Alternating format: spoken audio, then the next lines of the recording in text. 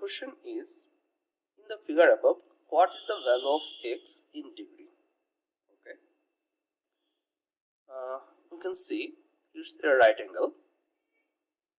Then if we think of this triangle, this point, and this point, then this angle will be, as it's 90, this angle will be 90 minus 38.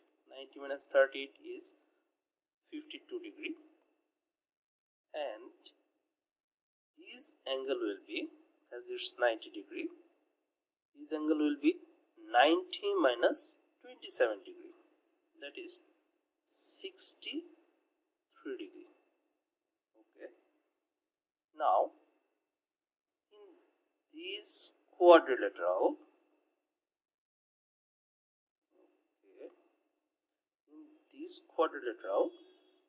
this angle will be, as we know, the sum of four angles is 360 degree. It's 90, and these two angles, 63 plus 52 is 115. Then 115 plus 90, 205.